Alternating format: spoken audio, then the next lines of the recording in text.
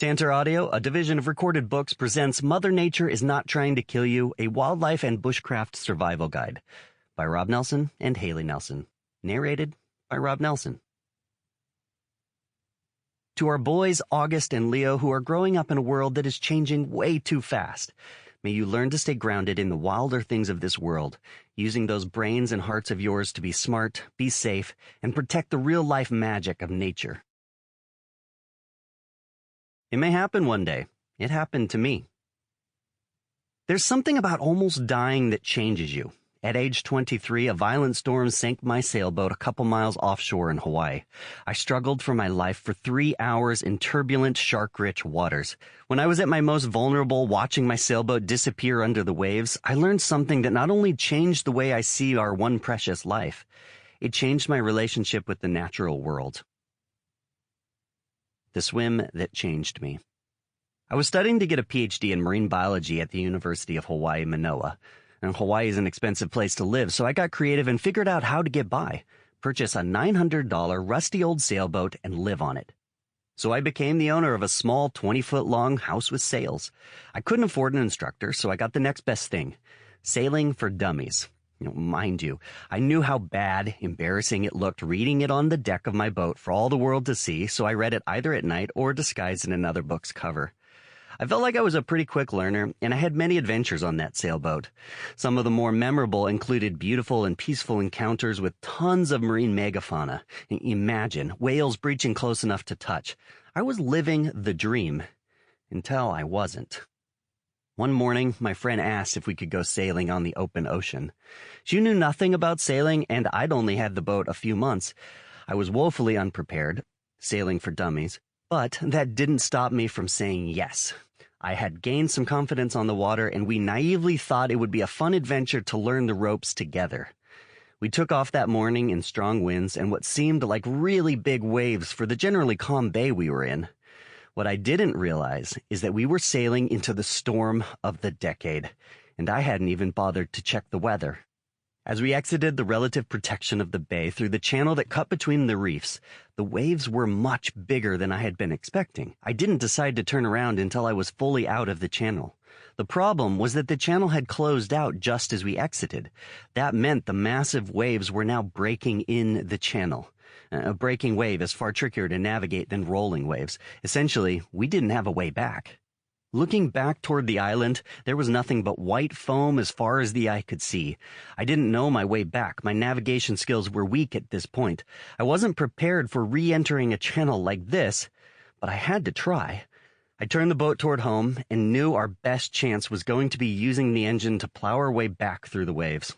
I pulled the string to start the engine, only to find the motor was flooded and dead. I'd have to navigate the return home with only my somewhat awkward skills with the sails, and with a person who knew less about sailing than I did. I tried to sail back into the channel, turning the boat with each wave to hit it head-on. That worked for a few waves. Then, one fateful wave hit us sideways and swept me off the boat.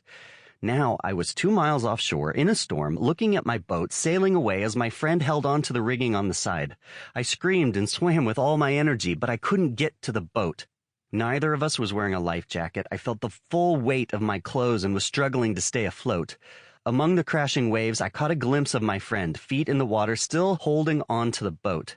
She was somehow able to climb back on, but now she was on a runaway sailboat heading toward the 15 to 20-foot breaking waves on the sides of the channel. Then the unthinkable happened.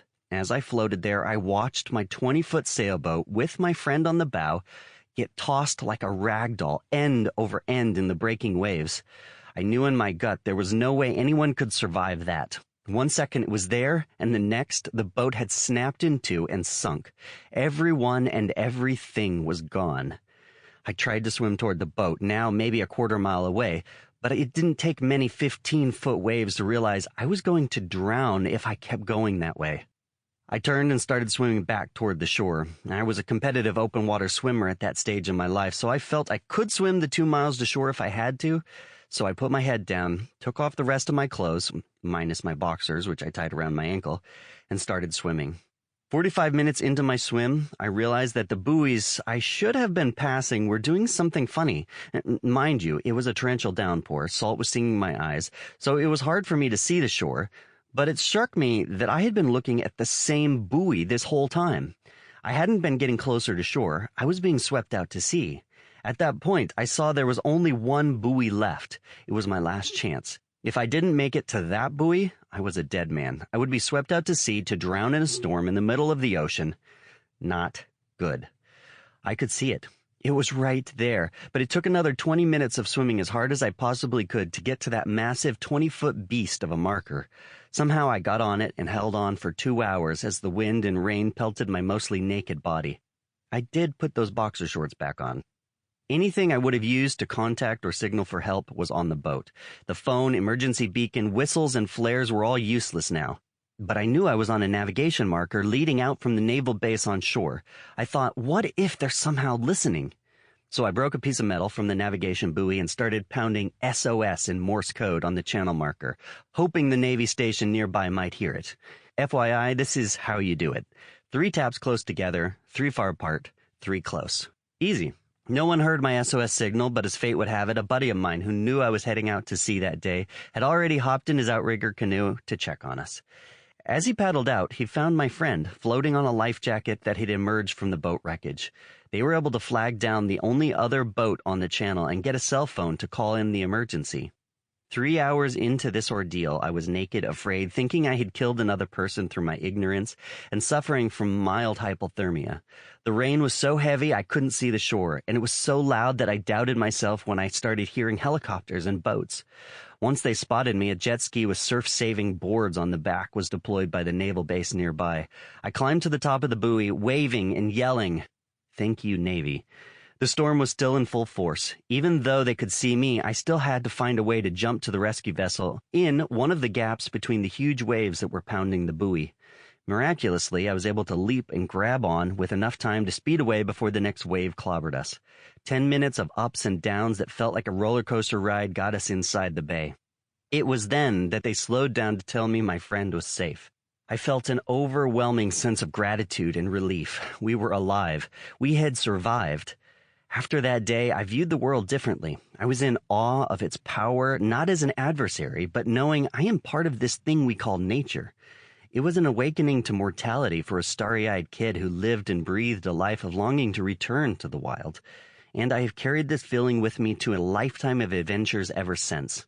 I learned respect for what I cannot control, how to weigh and minimize risk in the places I love most, the great outdoors, how to prepare for the unknown, to become captain safety for myself and others, and I definitely learned to check the weather.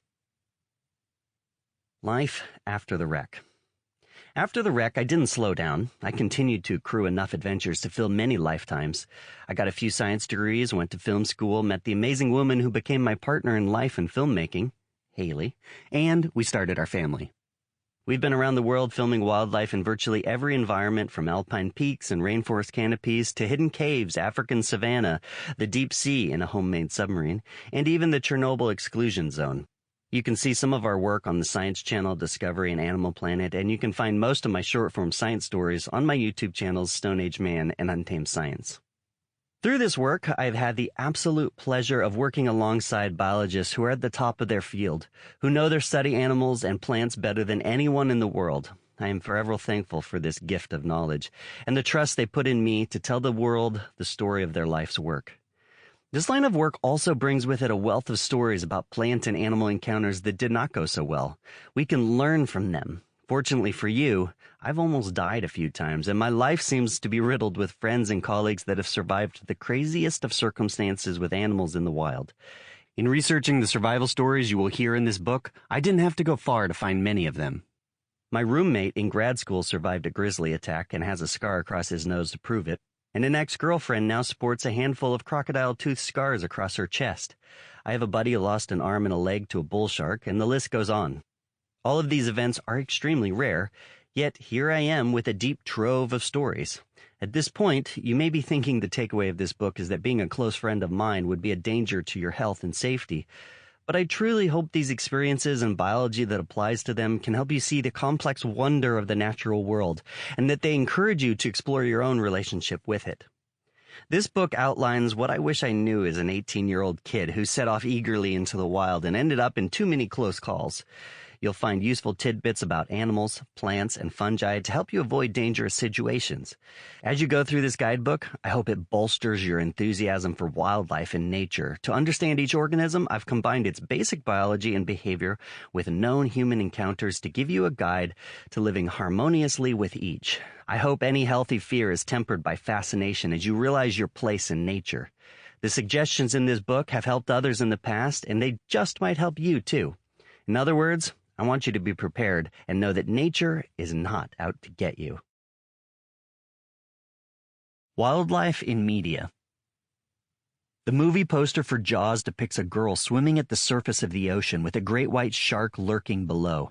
Talk about a terrible image to take with you every time you set foot in the water. As a kid, it was forever burned into my mind. Even in the pool, I imagined sharks coming from the vents. I had a recurring nightmare about it. Of course, I eventually learned that Jaws was a fictional story. I was told a counter story. Sharks don't eat people. Now a marine biologist, I still want to tell myself that sharks don't eat people. But the fact of the matter is that, well, sometimes they do. But it doesn't mean we all have to be helpless floating meatballs. If you know a little about the behavior of many of the potentially dangerous things that live in our world, maybe you'll be less scared of exploring on your own. Maybe you'll be safer. Maybe you'll be the master of your domain. Who knows? Maybe your knowledge will grow into an admiration and love that leads to protecting the wild places that harbor those amazing creatures. Here's what the book isn't. This isn't a book about how scary and terrifying all these animals are. That does nothing but scare you with the sensational. And I also won't take the opposite approach and say that we humans are evildoers in every wildlife incident. It's not about sharks being victims. It isn't a book suggesting crocodiles might be harmless and misunderstood. Instead, let's first view nature in a very pragmatic way. What are the ways we humans can get into trouble? What are the lessons we can learn from tragic mistakes of the past? What does science say about the behaviors in question? And how can you apply this knowledge so you can feel confident in our wild world? I hope what you learn here helps clear the way to turning your fears into a love affair with what some would consider the scary part of nature.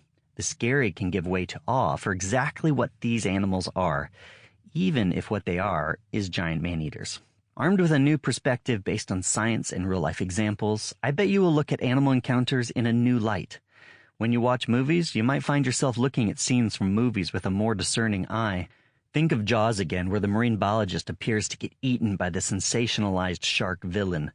Then contrast that with the modern Insta models and shark activists who swim alongside these massive sharks, hoping to make you think they're only gentle giants. The truth is not one or the other, it's in the middle. You can take these facts, make up your own mind, and judge your own risk. Here is what this book is. This book is designed as a straightforward guidebook, a what-if book for encountering wildlife. With a mixture of true stories and relevant biology, I'll walk you through many animals that have the potential to kill you, with a heavy emphasis on how to avoid an encounter in the first place. The sections on deadly plants and fungi could fill entire guides on their own, but I'll take you through the basics of each and best practices for staying safe when encountering them. The last section gives the basics of outdoor survival. These include knots, knives, fire starting, and shelter building. It's often these basics that, with a little bit of practice and know-how, can really save your life. You can find even more outdoor survival resources and videos through my YouTube channels and via stoneageman.com and untamescience.com. Stay cool. Okay, you're about to listen to an entire book about wild animals and cool plants, and that's exciting. Your brain is going to get filled up with so many neat biological behavioral facts and ways you might handle dangerous situations in the wild. So just make sure you keep your cool. And for heaven's sake, do not get the idea that you should go out and try to interact with wild animals. You'll clearly see that avoiding danger in the first place is always best. I know there's a publisher's disclaimer at the front of this book, but I want to reiterate that listening to this book will not make you superhuman or totally in control of any situation in the wild. This compilation of information has helped others, and I hope it helps you.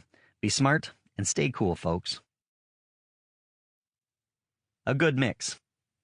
At my core, I'm a storyteller. I like to keep things a little light and cheeky while sharing all these true stories and fascinating things about animals.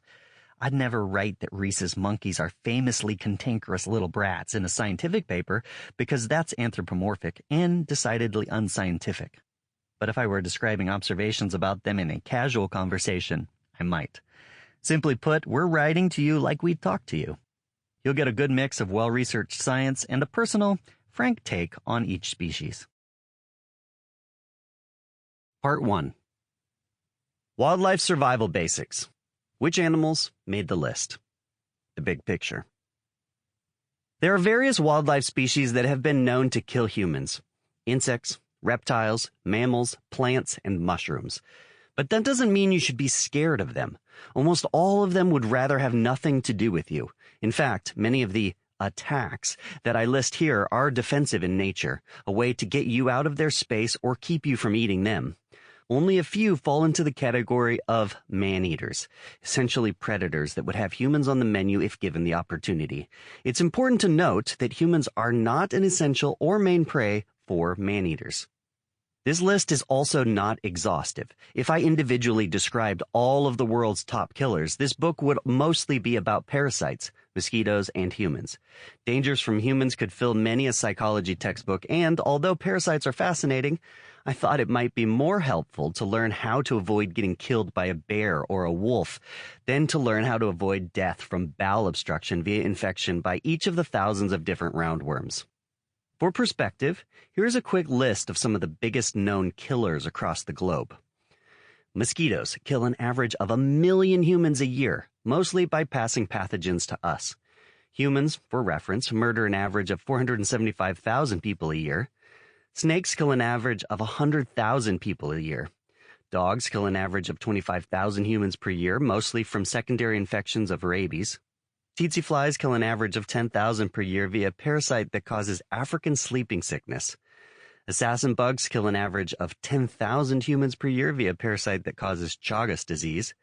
Freshwater snails transfer the parasitic worms that cause schistosomiasis, which kills about 10,000 a year. Scorpions sting and kill an average of 3,250 humans per year with their toxic venom. Ascaris roundworms kill 2,500 humans per year via malnutrition, tissue problems, and bowel obstruction. Tapeworms kill an average of 2,000 humans per year via malnutrition and interference with organ functionality. Crocodiles, by contrast, only kill an average of 1,000 humans per year. Sharks, which people love to put up on killer lists, only kill about 4 people a year. Despite these statistics, I can guarantee you that most people are more scared of the unseen sharky threats that live below the waves. Keep that in mind, and let's dive into some wildlife survival tips should you ever be involved in a rare encounter with some of our planet's unique wildlife. Piranha. At 16, I bought 6 piranha to raise in a 100-gallon freshwater aquarium. In my weird world, that seemed to be the coolest thing I could do as a high schooler. Every time I fed them, I got to see the hunting behavior of these amazing fish. As I put in a goldfish, they'd gradually all get more and more excited. The goldfish always seemed to be oblivious to what was happening around it. One piranha would start by taking out the tail fin. The next few piranha would take the other fins. After that, the gut. Quickly at this point, they'd all go in for a bite. It was not a feeding frenzy. It was a precision attack to take out this poor goldfish. Full disclosure, it made me sick the first time. I probably wouldn't do this today simply because I prefer to see them in their natural habitats. But I credit this experience to beginning a lifelong passion for fish, behavior, and ultimately awe-inspiring creatures. If you watch old movies, you may remember scenes of jungle explorers walking through tropical rivers only to get attacked by bloodthirsty killer piranha. There's even a Bond villain who uses a tank of piranha to devour his enemies in seconds. However, if you are not a villain with dreams of fish murder, you'll be happy to know that piranha are not the bloodthirsty killers the movies make them out to be. Having raised my own, I should know. Watching and caring for them let me see their complex behaviors. They're close to my heart as far as dangerous species go, so I'm excited to give you a closer look at the behavior and biology of the piranha. And make no mistake, due to my affection for them, piranhas do bite, and with razor-sharp teeth. Fortunately, people get bitten only rarely. In this section, you'll get the tools to understand why a bite might happen and what you can do to prevent it. The basics. There are actually many different species of piranha. Depending on the way you classify them, it's between 30 and 60 species. Most are omnivores, eating a mixture of fruit and meat. Some only eat plants. They're all evolved and currently thrive in the tropical waters of South America. In fact, each river basin may have its own unique piranha species. They're not sharp-toothed eating machines that indiscriminately tear apart any living flesh. They are highly adapted to their own river basin and unique food source, and can discern their natural food source from something foreign, like a human. So what does that mean for you? Let's get down to brass tacks. If you're on a trip to the Amazon, I'm sure you're going to wonder, how dangerous is it to swim in the river? Piranhas are very abundant in most waterways there, and if you stick a piece of bloody meat in the water, you're almost certain to pull out a piranha on every cast. But here's the thing, they almost never bite people. This was also my experience with the piranhas in my fish tank. If I had to clean the tank, I'd put my hand in and scrub around. They would cower on the other side of the tank. But when I threw in a piece of meat, they'd jump into action. That's because they're highly adapted to distinguishing between food and foe in their ecosystem. They're very acute predators, but also the prey to other animals like crocodiles, herons, and other larger fish. Essentially, they don't want to get killed as much as we don't want to get bitten. That being said, they have a lot going for them when they decide to chow down. Piranha have brilliantly adapted teeth and jaws. Piranha's teeth are triangular and sharp to tear through flesh. They lose their teeth on occasion, and new teeth grow in their place. The jaws are powerful and interlocking. In fact, the black piranha's bite force has been measured at 72 pounds per square inch.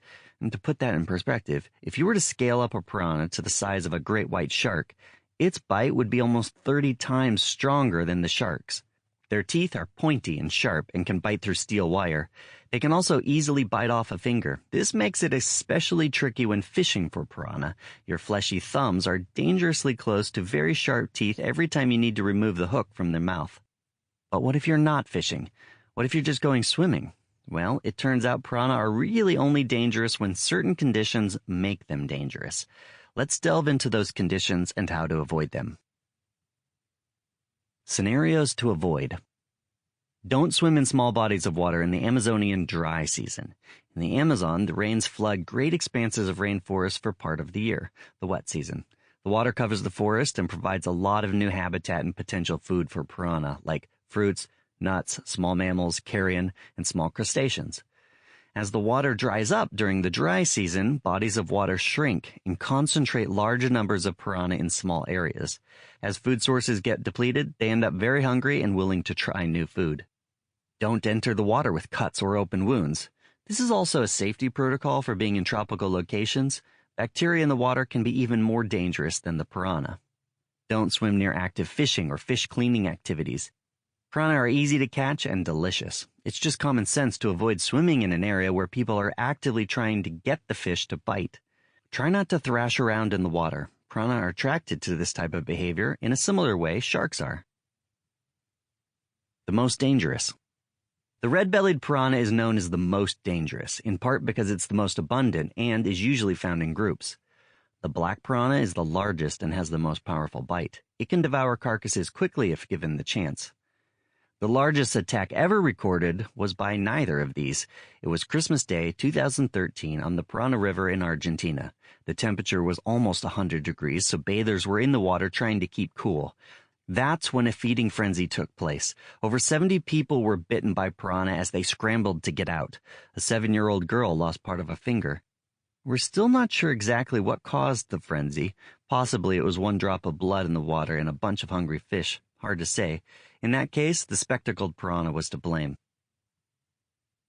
How to survive an attack. Almost always, attacks by piranha are simply a single bite. However, a single bite can draw a lot of blood and more piranha quickly swim in. This means you need to get out of the water as quickly as possible if you've been bitten, signal for others in the area to get out, and seek first aid for your bites as soon as possible. The take-home. It's important to know that people in the Amazon live in relative peace with piranha on a daily basis. They eat them, again, delicious, swim in the river with them, and use their teeth as powerful cutting instruments when using natural materials for blades. My wife and I relish our visits to the Amazon and have noticed that any fear of piranha is something foreigners bring with them from Hollywood portrayals, never from the locals. These sensational stories paint a very biased view of these remarkable and well-adapted fish. We can be safe around piranha and respect their abilities at the same time. Venomous snakes. I vividly remember my brother's first close encounter with copperheads. Our family was sitting around a picnic table at night. One small yellow lamp lit the area. The summer air was hot and humid, even at this time of night. At some point during our conversation, my dad looked down and saw the copperhead and in a surprisingly calm voice said, "Don't move. There's a copperhead at your feet." For some reason, I was paralyzed and did nothing at first. After a beat, I looked down to see 2 3-foot-long copperheads crawling inches from my bare feet. My brother, on the other hand, jumped back several feet with terror in his eyes. Luckily, this didn't cause a strike towards me or him. I guess we were lucky. I think we all have a somewhat innate fear of snakes. In fact, it's taken years of watching and handling them to unlearn my initial fear of them. I don't blame my brother for his dislike of snakes. That was a traumatic introduction to them at the age of 12. Yet, even if you do have a fear of snakes, I'd like to think the safest thing you could do is learn about them so you can interpret what they're about to do next. Are they ready to strike, or are they just curious? What actions can you take to make sure you stay out of danger? I still stand by the idea that a calm response to the copperhead was the safest approach. But is that always the right approach? Let's dive a bit deeper into these snakes so we can avoid and mitigate negative interactions that may cause harm or a lifetime of fear. The basics. There are approximately 3,800 species of snakes in the world. Out of all of those, only 375 are venomous. Yet, for most of us, snakes evoke an almost primal fear. It feels at times like this fear is part of our very DNA. In Genesis, the devil, which is the personification of evil here, is represented in the Garden of Eden as a serpent. In fact, it's hard to come across historical accounts that make snakes out to be kind, loving, and generous. The fear of them is somewhat justified, too. They kill many more people every year than sharks do. In fact, the World Health Organization estimates there are as many as 5 million snake bites a year, half of which cause envenomation, or successful injection of poison. Of those, there are on average about 100,000 deaths a year from snake bites. Most of those are in regions where both hospitals and antivenom are unavailable. Some have hypothesized that the great eyesight we have as humans, which is only surpassed by predatory hawks, and the fact that our eyes are fully forward-facing, is an evolutionary adaptation to being able to spot snakes in the undergrowth. Surely having this ability would aid in keeping you alive, but are venomous snakes really out to get you? No, they are not.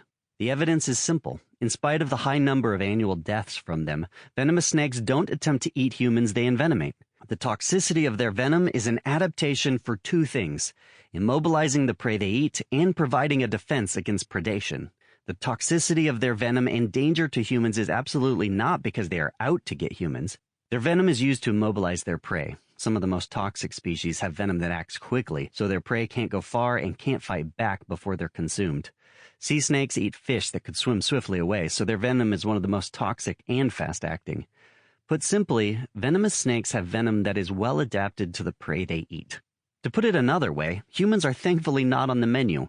However, this is of little comfort if someone gets a lethal dose of venom from a self-defensive snake bite. Venoms are chemically complex and highly variable and cause a huge range of deadly and often grotesque consequences in the body. Let's take a look at the basics of snake venom to get a broad overview of what we're dealing with. The main types of venoms. People have a range of reactions to the various snake venoms, so it's somewhat hard to pinpoint exactly what happens when someone gets bitten. However, there are 5 broad categories of venom toxins: hemotoxins, neurotoxins, myotoxins, cytotoxins, and cardiotoxins. Each causes quite different kinds of damage. Hemotoxins destroy red blood cells, causing organ degeneration and general tissue damage. Vipers and pit vipers have this sort of venom. Myotoxins and cytotoxins cause severe tissue damage. If not treated right away, they can cause loss of limbs. Cardiotoxins, as the name implies, affect the heart. They can cause the heart to beat irregularly or stop, causing death. Cobra venom includes a cardiotoxin. Neurotoxins. Cobras, mambas, taipans, and coral snakes contain neurotoxins. These toxins are destructive to nerve tissue and are very dangerous because they can shut down your body's ability to control muscles, like your heart and your diaphragm, which keeps you breathing. Is there an easy way to distinguish a venomous snake? Well, the short answer is no, but location can help. In the United States, for instance, we mostly just have to distinguish between venomous vipers and non-venomous colubrids. The coral snake is the only exception, as it's venomous and not a viper. Because of that, people in the U.S. have been... Sample complete. Ready to continue?